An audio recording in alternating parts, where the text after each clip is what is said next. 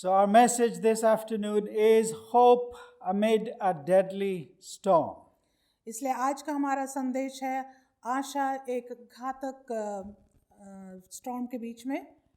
So this is about Apostle Paul who was in a shipwreck.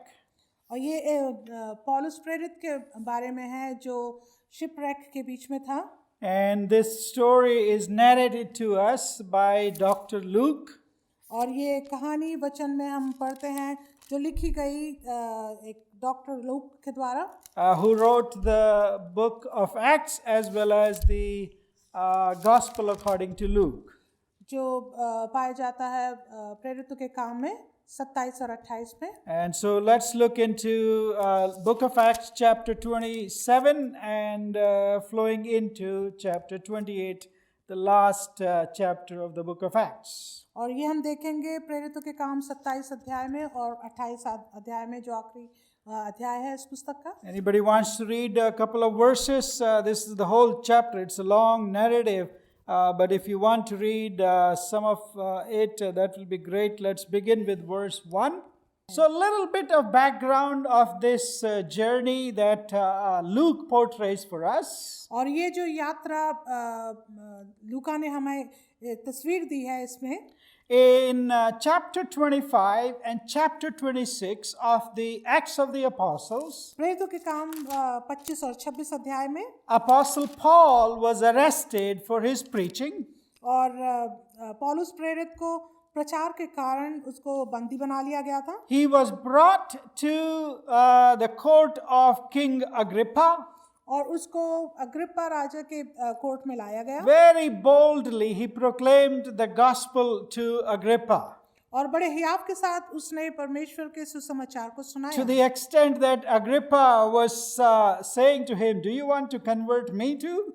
और वो यहाँ तक उसने उसको वचन सुनाया कि अग्रिप्पा कहने लगा क्या तुम मुझे भी मेरा भी जीवन परिवर्तित करोगे। And as he was about to sentence Paul, और जब वो कोशिश कर रहा था कि पौलुस को सेंटेंस कर दे, Paul said, "I am a Roman citizen.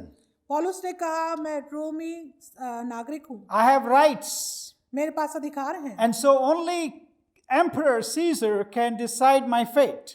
और केवल एम्परर जो कैसर है वही वो मेरे भविष्य के बारे में निर्णय ले सकता So है। king rose from his throne, इसलिए राजा अग्रिप्पा अपने सिंहासन से उठा and in chapter 26 and verse 30 to the last sentence of chapter 26, it says like this. और अग्रिप्पा प्रेरितों के काम 26 और उसकी 32 आयत में कहता है, And Agrippa said to Festus, Agrippa ने फेस्तुस से कहा "This man, that is Paul, ये आदमी जो पौलुस प्रेरित है could have been set free ये छूट सकता था if he had not appealed to Caesar."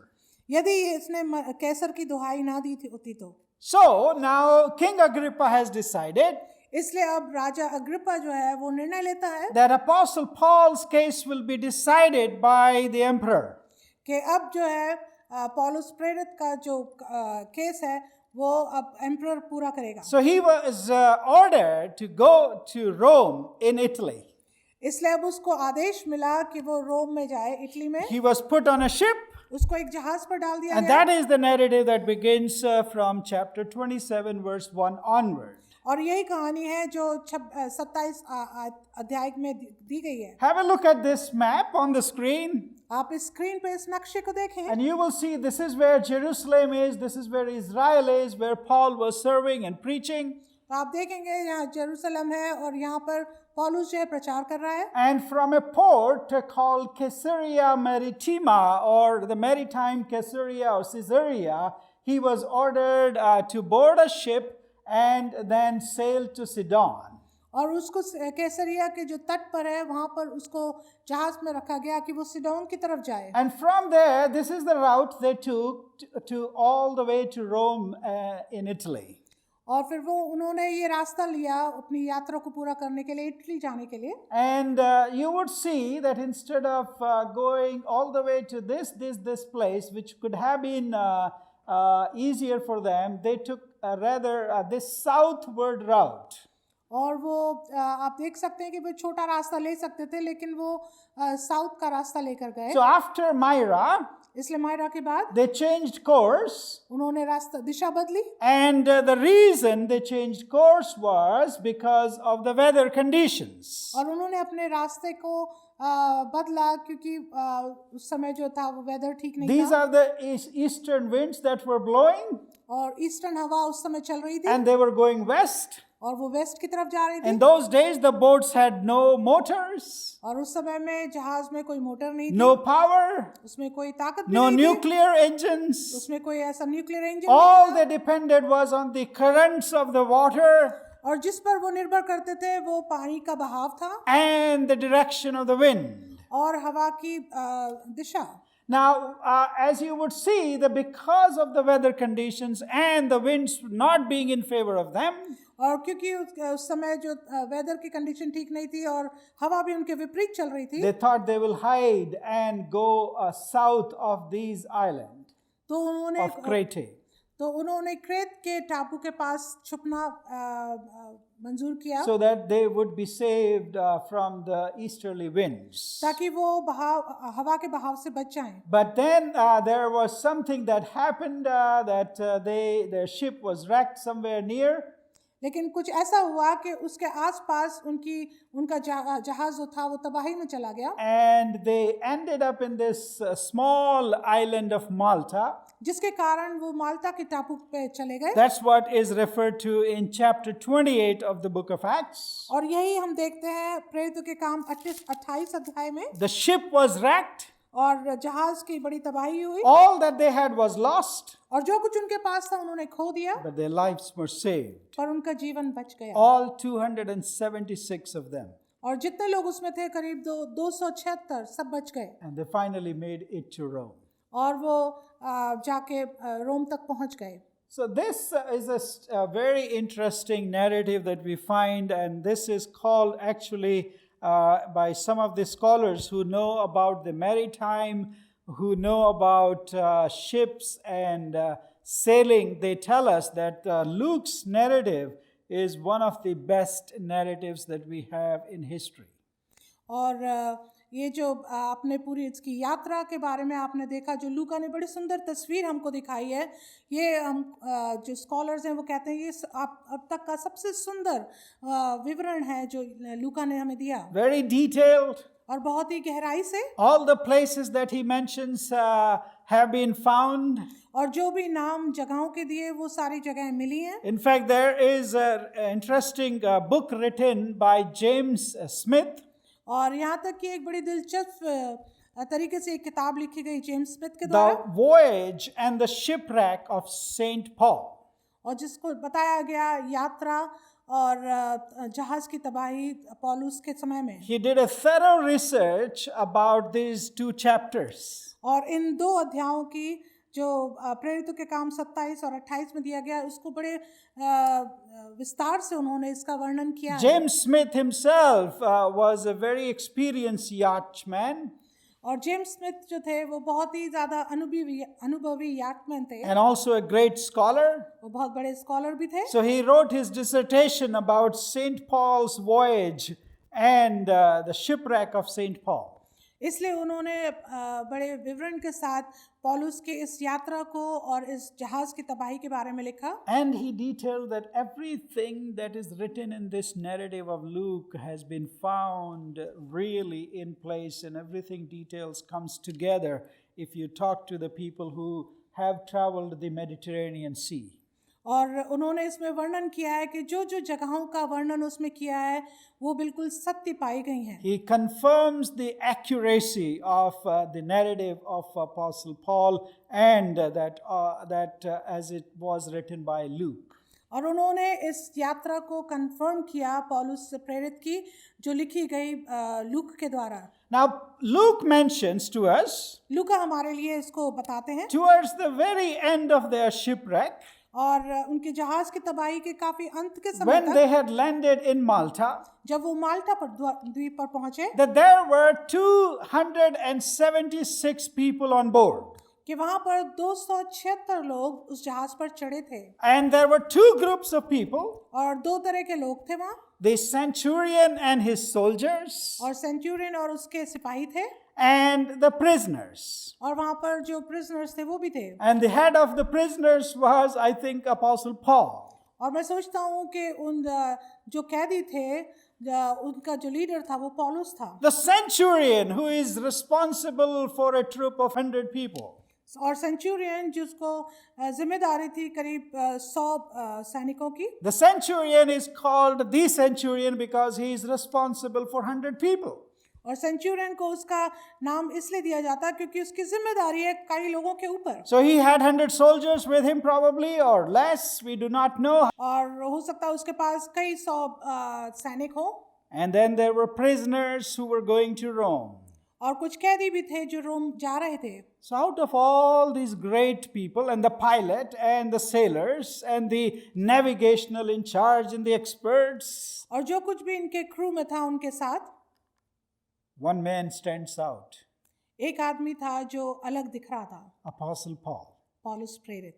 A great man, not for the people who were on the board, और एक महान व्यक्ति न केवल उन लोगों के लिए जो उस जहाज में थे, not for people on board, but he was a man chosen by God for a time like this. और वो ऐसा जन था जो ऐसे समय के लिए चुना गया था। So we see that in the midst of these 276 people on board, इसलिए हम देखते हैं इन 2076 लोगों के बीच में Paul becomes suddenly the central figure. पौलुस जो है वो केंद्र बन जाता है उन सब लोगों के बीच में। Paul is the one who brings the word of encouragement and hope in the midst of all the hopelessness. और पौलुस जो है वो हर एक आशा रहित समय के बीच में एक उत्साह का शब्द और एक आशा का शब्द लेकर उनके बीच में आता When है। everybody was scared, जब हर एक जन उसके आसपास डरा हुआ था, scared for their life, अपने जीवन के लिए डरा they था, had not eaten for days together, उन्हें कई दिनों से खाना नहीं खाया था, and many prisoners were bound in chains like Apostle Paul himself. और कई लोग कई कैदी थे जो चेन जंजीरों से बंधे हुए But थे। as this story unfolds for us by Luke, और जैसे ये कहानी, जैसे ये घटना लूका के द्वारा हमारे सामने खुलती है, there is this suspicion going on between the prisoners and the centurion and the soldiers. और यहाँ एक तरह का एक शक सस्पिशन होता है सैनिकों के और कैदियों के बीच में। But in the midst of all this situation and the storm and the threat of life, Apostle Paul, a man chosen by God, a missionary, the one who knew the gospel, और इन सब के बीच में डर के बीच में और हर एक भय के बीच में पौलुस जो है ये एक परमेश्वर के वचन के साथ ये वहाँ पौलुस रहता है। he stands out and he brings hope and encouragement for these people. वो अलग दिखाई देता है, वो इन लोगों के लिए एक आशा दिखाई देता There है। is something special about this man. ये यहाँ पे कुछ खास बात है इस व्यक्ति के बारे में। This was not the first time he had experienced shipwreck in his life. और ये पहली बार ऐसा नहीं है कि उसने इस जहाज की तबाही के बीच में अपने को पाया। But Paul mentions that he has been shipwrecked 3 times. और पौलुस बोलता है कि उसने अपने जीवन में 3 बार जहाज की तबाही को देखा। If I were the captain of that ship, यदि मैं उस शिप का कैप्टन होता and if Paul was brought to me as he was boarding the ship, और यदि पौलुस को उसमें लाया जाता जब वो जहाज में आ रहा था, I would be like, no, not you again, Paul, not on my ship. तो हो सकता मैं बोलता भाई पौलुस तू नहीं, कम से कम मेरे जहाज में आएगा। So he was kind of threatened, a person who was cursed, a person who has been already in 3 shipwrecks, a person who was counted as unfortunate. और हो सकता है कि उस समय ये व्यक्ति पौलुस जो है ये बड़ा अभागी मनुष्य उस जहाज के लिए हो सकता Let है। some other boat, let somebody else take you, but I'm not going to take you to Rome. और मैं ये कहूँगा कि भाई किसी और की जहाज में इसको डाल दो, पर मैं अपने जहाज में नहीं ले जाऊँगा पौलुस But को। remember what would happen in Malta. पर आप याद रखें माल्टा द्वीप में क्या हुआ। As the ship was wrecked, जब जहाज की तबाही हुई it was because of Paul that their lives were saved. और ये यूं हुआ केवल पौलुस की वजह से कि उनके जीवन बचाए So the one who was rejected, जिसको लोगों ने रिजेक्ट कर one who दिया was thought cursed, और जिसको लोग श्रापित समझ he रहे थे, becomes the central figure, वो जो है उनका केंद्र फिगर बन जाता and है he brings the message of hope and encouragement for everybody. और वही है जो उनके लिए उत्साह का और आशा का संदेश लेकर आता You है। know, when Paul says that he was shipwrecked, और आपको याद होगा जब पौलुस ने बोला कि उसका जहाज जो है वो टकरा कर तबाह हो गया he was a prisoner. और वो एक कैदी था, But Paul writes that later on that he never writes that he was a prisoner of Rome. और तब आप देखेंगे कि पौलुस जब भी लिखता है तो उसने कभी ये नहीं लिखा कि मैं कैदी था रोम में। He never said that he was a prisoner of Emperor Caesar. उसने कभी ये भी नहीं कहा कि वो एक कैदी है सीजर का। In all his letters, he says, I'm a prisoner of Christ Jesus. Hallelujah. उसने हमेशा हर एक खत में ये बोला कि मैं जो हूँ मसीह यीशु का कैदी He हूँ। knows that Rome or Caesar does not control his life, उसको मालूम था कि रोम और कैसर उसके जीवन को कंट्रोल नहीं करते, but it is God and his son Jesus Christ who has the control of his life. और वो पूरी तरह से विश्वास रखता था कि उसका परमेश्वर उसके बेटे यीशु का अधिकार उसके जीवन पर है। He knew whom he worships. उसको मालूम था कि वो किसकी आराधना करता He है। knew who has the control of every moment of his life. उसको मालूम था कि उसके जीवन का हर एक क्षण का अधिकार किसके हाथ में है। And because of his solid faith in Christ, और क्योंकि उसका विश्वास अटल था and because of his confidence that he worships a living God, और क्योंकि उसको पूरा भरोसा था कि वो एक जीवित परमेश्वर पर विश्वास करता है, he was ready to even stand before the emperor of Rome इसलिए वो तैयार था कि वो किसी भी तरह से एम्परर जो रोम का था उसके सामने खड़ा हो and give thanks to और God परमेश्वर का धन्यवाद दे and have the courage to proclaim his faith in front of the kings and the emperors. और उसके पास पूरा हियाव था कि वो राजा के सामने भी अपने विश्वास का पूरी तरह से उसका बखान करे। What this narrative tells us, my dear friends, और ये घटना हमें क्या सिखाती है मित्रों? that we go through all kinds of storms in our life. कि हम अपने जीवन में कई तरह के तूफान में से होकर गुजरते हैं Storm like this current pandemic of the COVID-19 और ये इस तरह का तूफान जैसे इस तरह ये महामारी चल रही है or covid any other storms of life, या किसी भी तरीके का तूफान, be it financial or health wise, चाहे वो हमारे पैसे के मामले में हो या हमारे हेल्थ के स्वास्थ्य के बारे में हो or our marriages or our families, या हमारे विवाह के जीवन में हो या हमारे परिवार के जीवन what में हो, will sail us through all these storms क्या हमको उसके बीच में से होकर निकालेगा?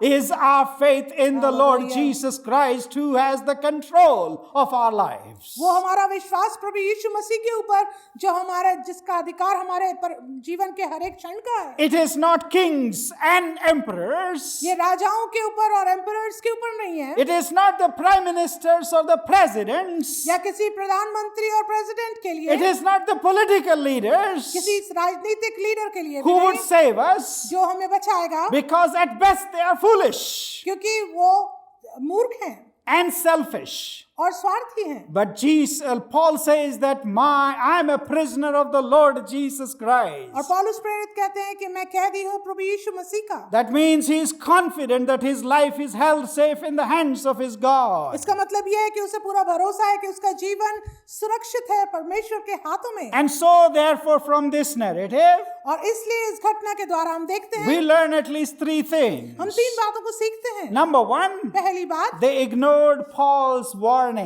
उन्होंने पौलुस की उस वार्निंग को, चेतावनी को इग्नोर किया। In Acts chapter 27 and verses 9 through 12, यदि हम जाए प्रेरितों के काम 27 अध्याय उसकी 9 से 12 आयत में, anybody wants to read these verses for us, 9 through 12? जब बहुत दिन बीत गए और जल यात्रा में जोखिम इसलिए होती थी कि उपवास के दिन अब बीत चुके थे, अतः पौलुस ने उन्हें यह कहकर समझाया, हे सज्जनों, मुझे ऐसा जान पड़ता है कि इस यात्रा में विपत्ति और बहुत हानि न केवल माल और जहाज की वरन हमारे प्राणों की भी होने वाली है। All right, so there was a committee meeting. और उस समय शायद कोई कमेटी की मीटिंग हुई होगी because of the weather, और जो वेदर था उसकी वजह से because of the sea conditions. और समुद्र की कंडीशन के ऊपर They called a meeting and decided whether they should sail or they should stay. तो उनके सामने एक निर्णय करने का समय था कि वो सेल करें या रुक जाएं। And because of Paul's experience on the sea, और क्योंकि पौलुस प्रेरित को अनुभव था समुद्र he में, had taken several journeys before. उसने कई यात्राएं की पहले, He was knowledgeable. उसके पास ज्ञान था। And maybe Luke, his secretary, has told them, hey, he has been on 3 shipwrecks already. और हो सकता है लूका ने ये भी बोला हो कि सुनो ये तो 3 जहाज के तबाही में रह So, चुका है। being a prisoner, he is invited to the meeting. और कैदी होने के नाते भी उसको इस मीटिंग में बुलाया गया And he warned them, और उन्होंने पौलुस ने उनको चेतावनी दी let's not take this journey कि हम इस यात्रा को ना करें, because it will be injurious and there will be much loss. क्योंकि ये हानिकारक हो सकता है और काफी नुकसान हो सकता Not only of the cargo and the ship, है, न केवल सामान का और जहाज का, but our own lives will be in danger. पर हमारा स्वयं का जीवन भी इसमें खतरे में हो सकता है। But you know, the centurion, पर जो सेंचुरियन था he did not give heed to Paul's advice. कि उसने पौलुस के इस निर्देश का पालन नहीं किया। He took the authority and he consulted with the pilot and the ship owner. और उसने पूरी तरह से जिम्मेदारी ली और जो उसका जहाज का जो क्रू था, And I know why he did so. और मुझे मालूम है उसने ऐसा क्यों किया। The ship owner wanted to be in Italy as soon as possible. और जो शिप का ओनर था वो चाहता था कि वो जल्द से जल्द इटली पहुंच जाए। In those days, उन दिनों में Italy imported wheat from Egypt.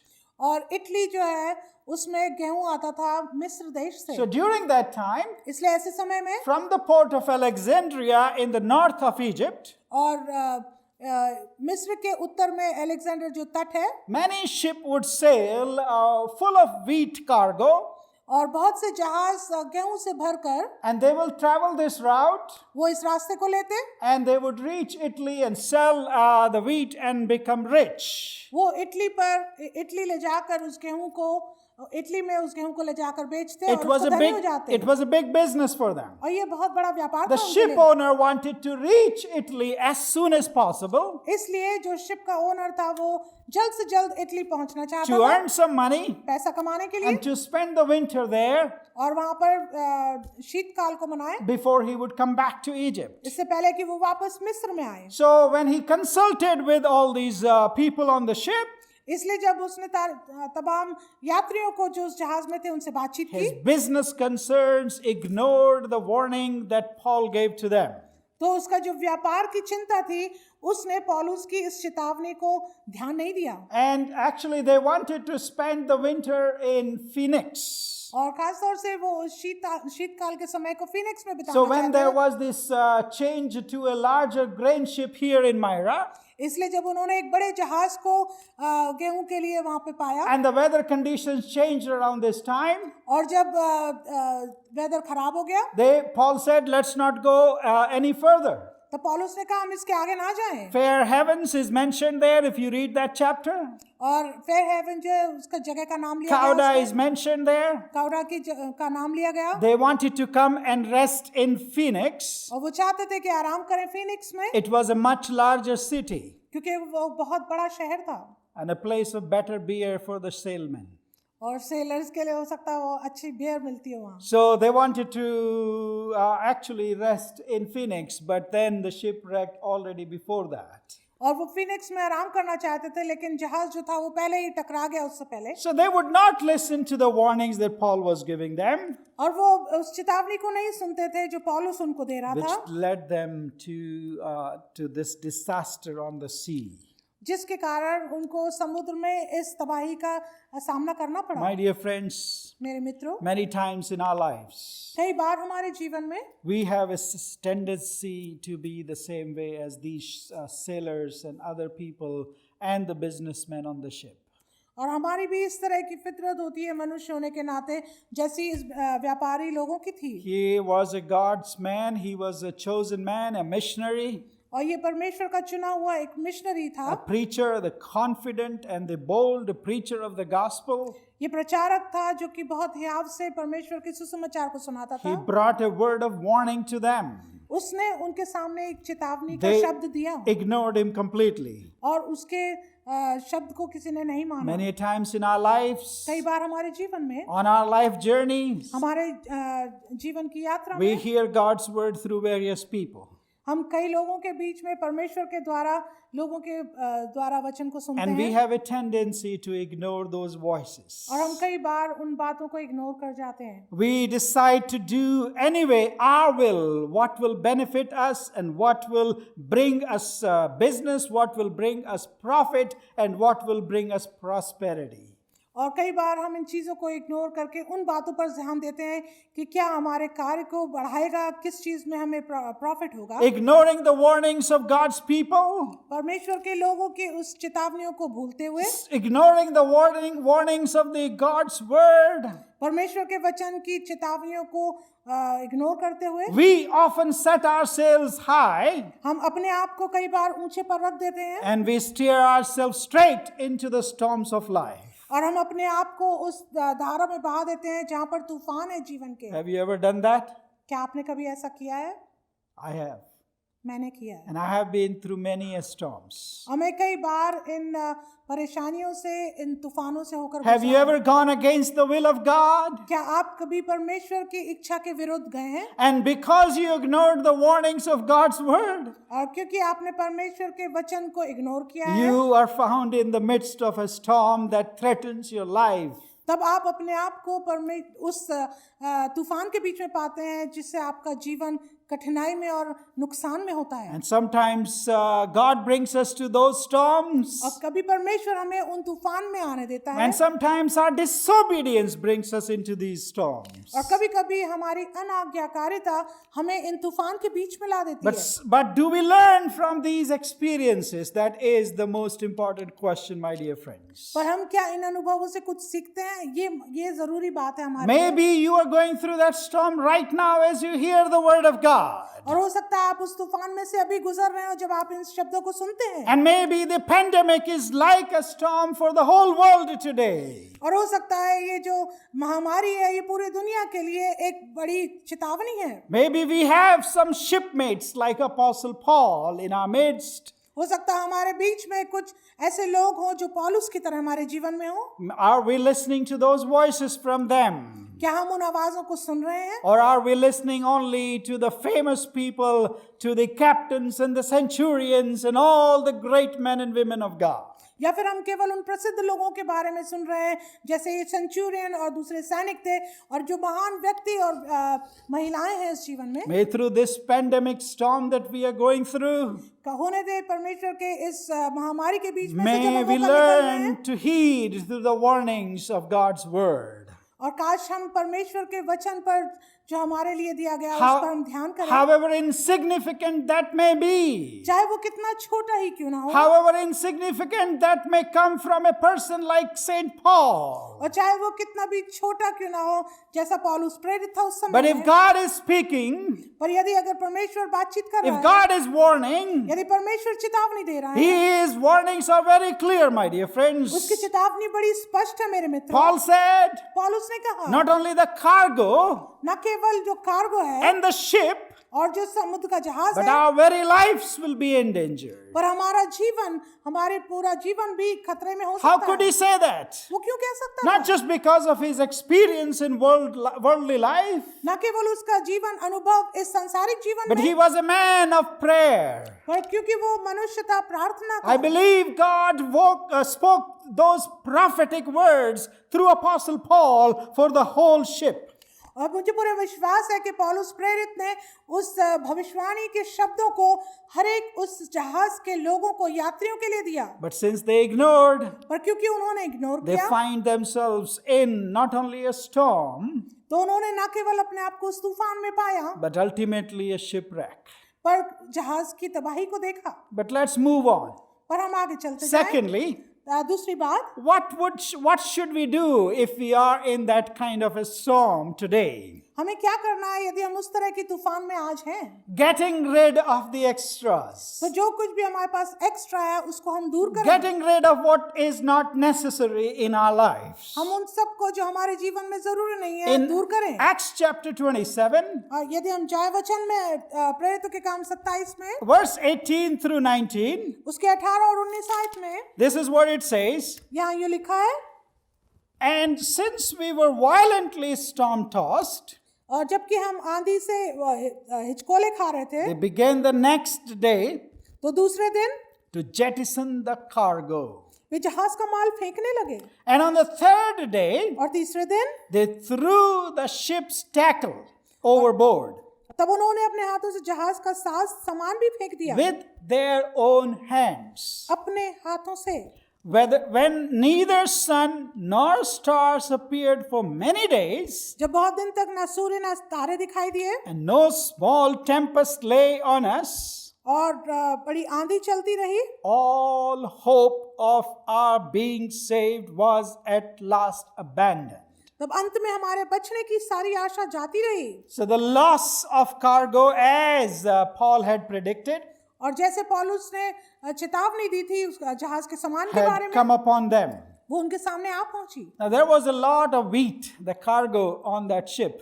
और आपको मालूम होगा उस जहाज में काफी ज्यादा गेहूं था। It was perhaps from Alexandria in Egypt, और हो सकता वो मिस्र के अलेक्जेंड्रिया का हो, carrying wheat to Rome. जो रोम में अनाज को ले जा रहा था। And the ship owner and the pilot wanted to save that cargo because that would bring them money, that would pay the sailors, and that would feed their families back home.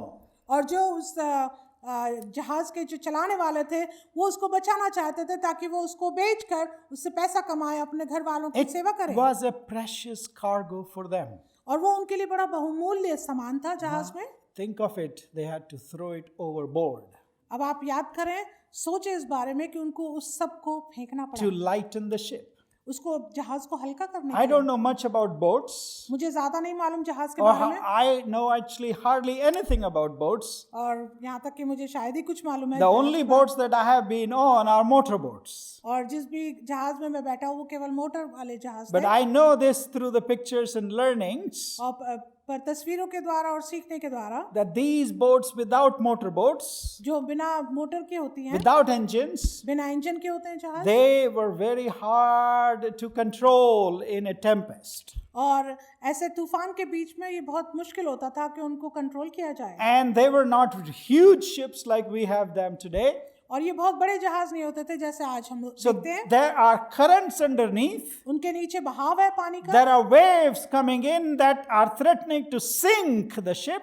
और वहां पर दबाव है लहरों का जो जिससे डर है कि उनका जहाज डूब जाएगा। And there is this wind against them that is not helping them to control the direction of the ship.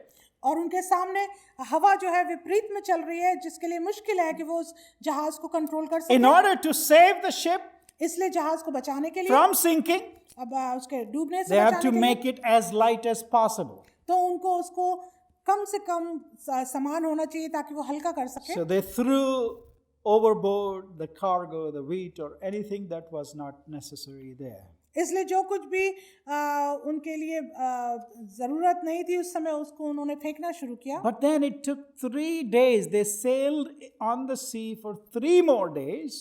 पर उस 3 दिन तक लगातार वो उस पर सेल करते रहे। Verse 19. 19 आयत में And on the देखते हैं, 3rd day, और तीसरे दिन they threw the ship's tackle overboard with their own hands. That's a very, very sad verse.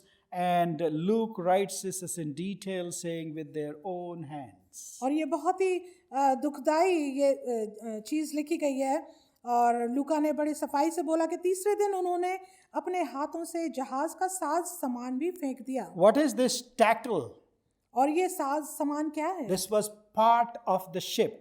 और ये जो है ये जहाज का एक हिस्सा है, This has always been part of the ship. और ये हमेशा जहाज का हिस्सा रहा है। And this is where they have to really cut this off और ये ऐसी समय पे है जब उन सब चीजों को उनको काटना पड़ा, because it helped them to put the sails up and to control the sails. क्योंकि इसके द्वारा वो सेल को ऊपर करते थे और उसको संभालते थे। But they had some tools that they had to cut off and with their own hands throw the tackle overboard. और कुछ ऐसा सामान था जो जहाज के लिए जरूरी था, उसको भी उन्होंने अपने हाथों से बाहर फेंक Do दिया। you think it took 3 days for the captain to realize it was necessary? क्या आप सोचते हैं कि 3 दिन लग गए कि उस कैप्टन को जो जहाज का है वो इस बात को जाने? No, my dear friends. ऐसा नहीं है But he मित्रों, wanted to survive. पर वो बचना चाहता था। And he probably dealt with this question of throwing the tackle away from the ship for 3 days and finally decided it was the time. और वो 3 दिन तक इस बारे में सोचता रहा, ये जहाज का जो जरूरी सामान है वो उसको कैसे संभाले रखे, और लेकिन उसको बाद में उसको फेंकना पड़ा। Now when the cargo is gone, और अब जब उसका सामान चला गया, even the part of the ship, the tackle has been thrown out with their own hands. और जबकि जहाज का कुछ सामान जो उसके लिए जरूरी था वो उन्होंने अपने हाथों से फेंक दिया। Very poignantly, Luke writes, तब लूक बड़े ध्यान से इसको लिखते हैं, all hope of our being saved was at last abandoned. और जो कुछ भी उनके पास था सब कुछ जाता रहा। My dear friends, मेरे मित्रों, what does it tell us? ये हमें क्या बताती है? It tells us that there are things in our lives that we have accumulated in this life journey.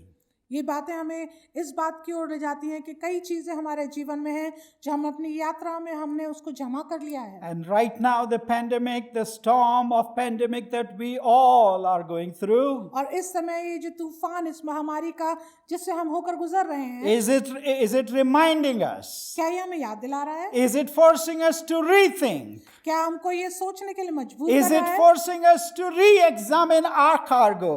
क्या ये हमें फोर्स कर रहा है कि हम अपने जीवन में अपने सामान को जो हमारे जीवन में उसको देखें? There are things that we have accumulated. और कई चीजें हैं जो हम अपने जीवन में जमा कर ली There हैं। is a cargo, there is a burden, unnecessary burdens that we are carrying in our lives. और हो सकता है हमारे जीवन में ये बिना विचार करे ये एक बोझ जिसको हम लेकर चल रहे हैं। Maybe there are unnecessary relationships in your life. हो सकता है हमारे जीवन में जो नहीं होने चाहिए ऐसे रिश्ते हमारे And जीवन maybe में हो। there are past relationships, their hurts and their injuries and their threatening your life, and you are carrying that cargo unnecessarily, those burdens unnecessarily in your life today.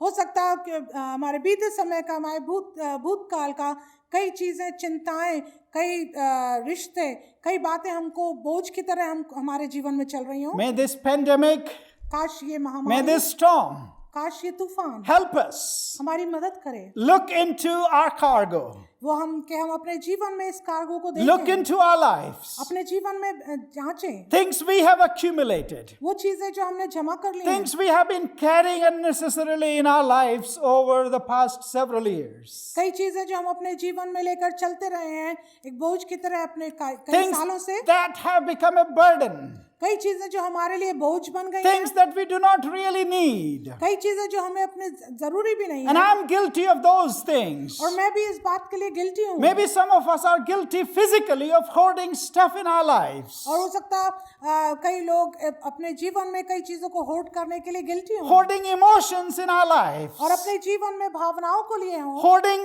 unforgiveness in our lives, और अपने जीवन में क्षमाशीलता को ना लिए हों, and walking with that and trying to be taking 3 days to recognize that, taking a long time to recognize that. और अपने जीवन में इतना लंबा समय ले रहे हैं इस बात को सोचने के लिए। 3 days on the sea that is sinking and the hope is lost is a long, long time, my dear friends. और 3 दिन जो इस जहाज में लग रहे हैं जबकि जहाज डूबा जा रहा है, ये बहुत लंबा समय है। But God was still patient with them.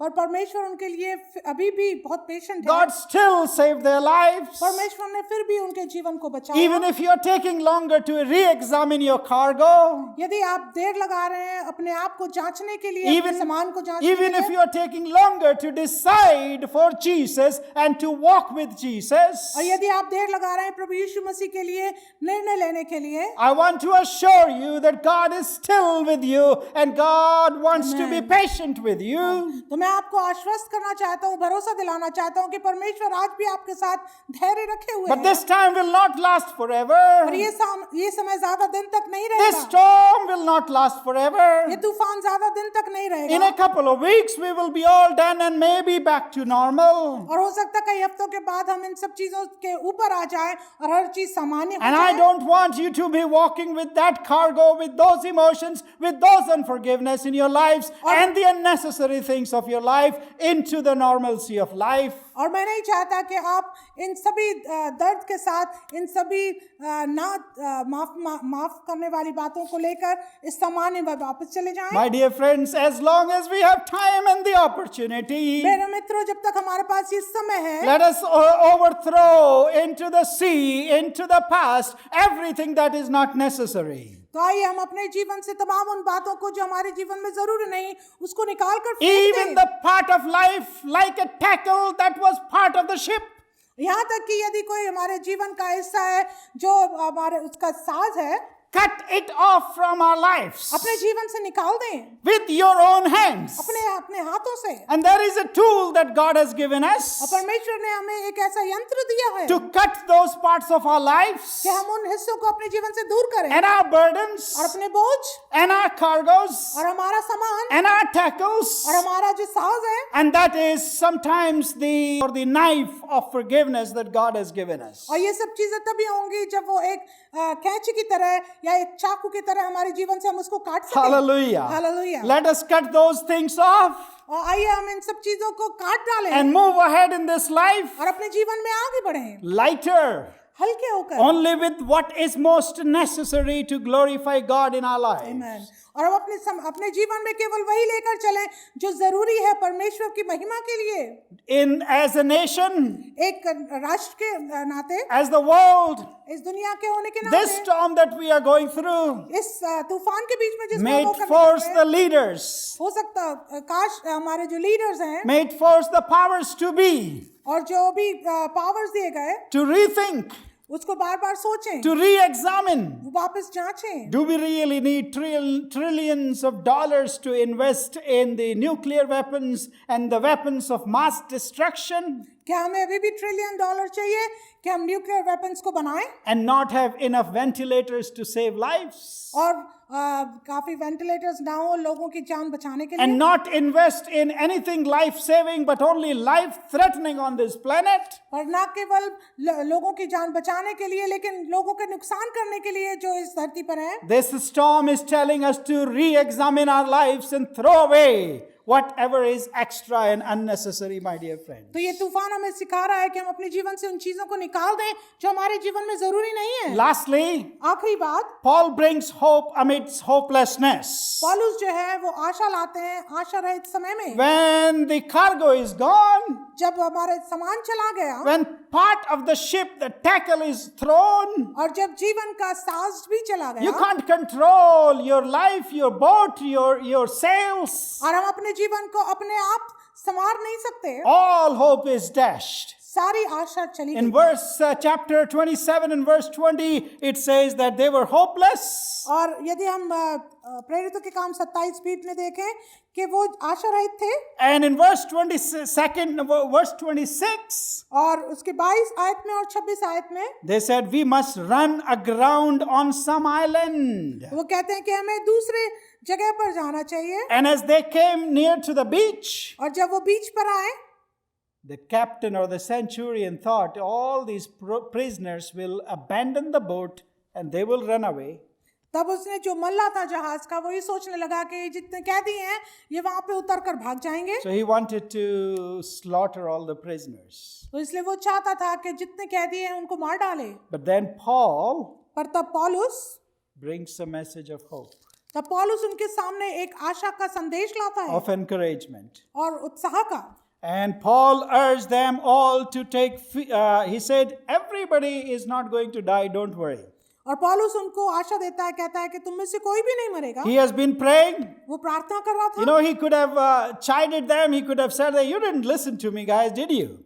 और वो उसने ये नहीं कहा कि तुमने मेरी नहीं सुनी थी, I told you what is going to happen. मैंने तुम्हें बताया था क्या होने वाला है। But now he forgets everything and he brings a message of hope to them. पर अब वो सब कुछ भूल जाता है और वो उनके लिए आशा का संदेश He लाता है। says, none of you are going to lose your life.